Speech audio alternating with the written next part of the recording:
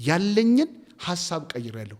ሞት ያለበትን ውድቀት ያለበትን ችግር ያለበትን ነገር ከማሰብ የሚበጀኝና የሚጠቅመኝን ነገር ቁጭ ብዬ አስባለሁ፣ አሰላስላለሁ። እንዳሰላሰልኩት በልቤ እንዳወጣሁት እንዳየሁት መልካም ነገሮች እንደሚሆኑ አውቃለሁ። እዚህ ከልባችን የያዝናቸውን መጥፎ ሐሳቦች በእግዚአብሔር ቃል መልካም ሐሳብ ብንተካቸው የማይታየው ዓለም ላይ ነገሮቻችን አጀስት ስናደርግ በተፈጥሮ ዓለም ያለን ውጤት ይቀየራል። ፓስተር ሮን ነኝ ከሮን ፖድካስት። ባለፈው ነገሮች የሚሆኑት ከየት ነው ከሚለው ሐሳብ የቀጠለ ሐሳብ ሼር ላድርጋችሁ። ከማይታየው ዓለም ነው ስንል ያ ማለት ልክ በእግዚአብሔር ልብ ውስጥ ነገሮች ሁሉ እንደተጸነሱ ተጨርሰው በአፉ እንደሚናገር ሁሉ ሰውም በእግዚአብሔር መልክና ባህሪ የተፈጠረ ድንቅ ፍጥረት ስለሆነ ነገሮችን የሚሰራው ከሚያዩና ከሚዳስሰው ነገር ተነስቶ ሳይሆን ከልቡ ነው። በምናብ ዓለም ነው ነገሩን ምን የሚያደርገው የሚጨርሰው። ያ ማለት በልባችን ተጸንሶ ያየነውን ፍሬም የሰጠነውን ፊል ያደረግነውን የተቆጨንበትን ወይም የተደሰትንበትን ነገር ያ ነገር የሚገለጥ ወደ ናቹራል ዓለም ጊዜና ሰዓት ጠብቆ ከመሆን የሚከለክለው ምንም ሕግ የለም። ስለዚህ የማይታየው ማለት በእናንተ ልብ ውስጥ ያለው ሐሳብ የነገችሁ የፊታችሁ ውጤት እንደሆነ አስተውሉ። ነገ ላይ ምን ይሆናል፣ ነገ ላይ ምን ይፈጽማል፣ ነገ ምን ይገጥመኛል ብለው የሚጨነቁ የሚያስቡ ነቢይ የሚፈልጉ ሰዎች አሉ። ነገ ላይ ምን እንደሚሆን ምን እንደሚፈጸም ለማወቅ አይናችሁን ጨፍናችሁ በልባችሁ ውስጥ ምን እንዳለ ቼክ አድርጉት። በልባችሁ ውስጥ የያዛችሁት ነገር የነገ ውጤታችሁ ነው፣ የነገ ሪዛልታችሁ ነው። መንፈስ ቅዱስ፣ የእግዚአብሔር ቃል፣ አስተማሪዎች ራሱ የሚያግዛችሁ የልባችሁን ምስል እንድትቀይሩ ነው። ከልባችሁ ያለውን ፒክቸር እንድትቀይሩ ነው። ያንን ፒክቸር ያንን ሐሳብ ስትቀይሩ መንገዳችሁ ይቀየራል። ከእንደገና ውጤታችሁ ይቀየራል።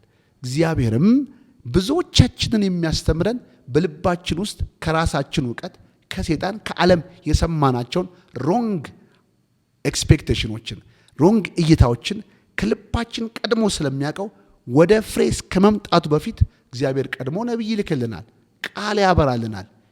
ይሄ ላንተ የሚበጅ ፒክቸር አይደለም፣ ይህ ላንቺ የሚበጅህ የሚጠቅመህ ሐሳብ አይደለም፣ የልባችሁን ሐሳብ ለውጡት ብሎ እግዚአብሔር ገና ከሩቱ የሚናገረው ነገሩ መፈጸሙ እንደማይቀር ስለሚያውቅ ነው። ይህን ክፍል በምን ላስረዳችሁ? ቃየልና አቤልን ተመልከቷቸው። መስዋዕት ባቀረቡ ጊዜ የአቤልን መስዋዕት እግዚአብሔር ሲቀበለው ያ በቅናት ተሞላ። ከእንደገና ነፍሱ ተጨነቀ።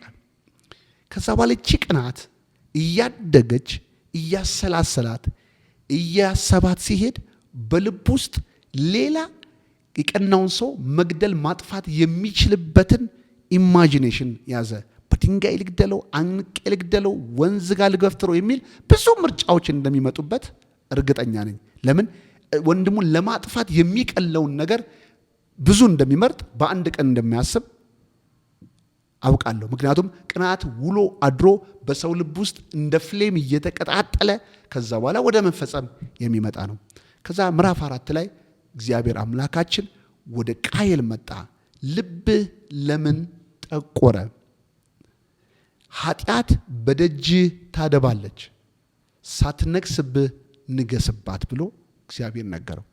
ይሄ ማለት ልብ ውስጥ ያለውን ስለ ወንድሙ ያለውን ሐሳብ እንዲቀይር ነበረ።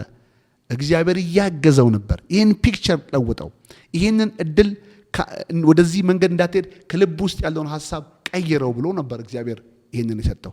ግን ያ ሰው ሐሳቡን ሊቀይር ስላልቻለ ወንድሙን ገደለ። እሱም በምድር ላይ ተቅበዝባዥ፣ እኔ ያየኝ ሁሉ ይገለኛል፣ ያጠፋኛል በሚል ምሬት ያለው መከራ ያለው ህይወት እንዲኖር አደረገ። አሁንም በሁኔታዎች በሰዎች በተለያየ ነገር ለራሳችን ለነገዎቻችን በልባችን የያዝነው ሮንግ ፒክቸር መጥፎ የህይወት ክስተቶች ሁሉ በህልም ልንመጣቸው እንችላለን። ከሰዎች ወሬ ልንጸንሳቸው እንችላለን። ካለውን ኤክስፒሪየንስ ልንጸንሰው እንችላለን። እዚህ ከልባችን የያዝናቸውን መጥፎ ሐሳቦች በእግዚአብሔር ቃል መልካም ሐሳብ ብንተካቸው የማይታየው ዓለም ላይ ነገሮቻችን አጀስት ስናደርግ በተፈጥሮ ዓለም ያለን ውጤት ይቀየራል። ከውስጥ ሳንቀይር ተፈጥሯዊ የሚታየውን ዓለም መቀየር አይችልም። የሚታየው ዓለም የማይታየው ዓለም ነጸብራቅ ነው።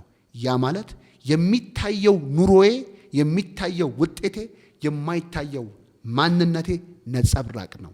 ያንን ነው አውጥቼ የማሳያቸው።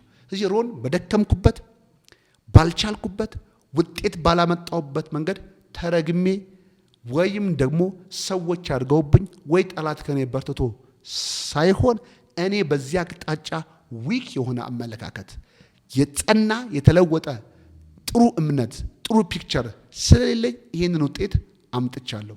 አሁን አምላኬ እግዚአብሔር ስላስተማረኝ ስለነገረኝ እንዴት የሚታየውን ገአዱን ዓለም መቀየር እንደምችል እግዚአብሔር ካበራልኝ ብርሃን የተነሳ ይህንን እውነት ወደ ልቤ ገብቷል። ስለዚህ ውስጤን ማጥራት ጀምሬያለሁ። እይታዬን ማጥራት ጀምራለሁ። ለጎረቤት፣ ለአገሬ፣ ለቤተ ክርስቲያን፣ ለወንድሞቼ፣ ለሚስቴ፣ ለልጆቼ ያለኝን ሐሳብ ቀይሬያለሁ። ሞት ያለበትን፣ ውድቀት ያለበትን፣ ችግር ያለበትን ነገር ከማሰብ የሚበጀኝና የሚጠቅመኝን ነገር ቁጭ ብዬ አስባለሁ፣ አሰላስላለሁ። እንዳሰብኩት እንዳሰላሰልኩት በልቤ እንዳወጣሁት እንዳየሁት መልካም ነገሮች እንደሚሆኑ አውቃለሁ። እናንተስ ዛሬ ከማይታየው ማንነታችሁ ምን እያያችሁ ነው? ምን እየተመለከታችሁ ነው? ይህንን ነገር ሁላችንም ቼክ በማድረግ ነገሮቻችንን እንድንቀይር እንድንለውጥ የሚያግዙ በጣም መልካም ትምህርቶች በቤተ ክርስቲያናችን ውስጥ አሉ። በባይብል ስኩል መታችሁ ይህንን ጊዜ በመውሰድ የህይወታችሁን ፒክቸር እይታችሁን በመቀየር ኢኮኖሚያችሁን መቀየር ቻላችሁ፣ ሪሌሽንሺፓችሁን መቀየር ቻላችሁ፣ ጤንነታችሁን መቀየር ቻላችሁ፣ የገንዘብ ምንጫችሁን መቀየር ትችላላችሁ። ሁሉ ነገር ግን የሚለወጠው በስጋ ባገኘናቸው ነገር ሳይሆን በልባችን በያዝነው እምነትና ፒክቸር ነው። ተባርካችኋል።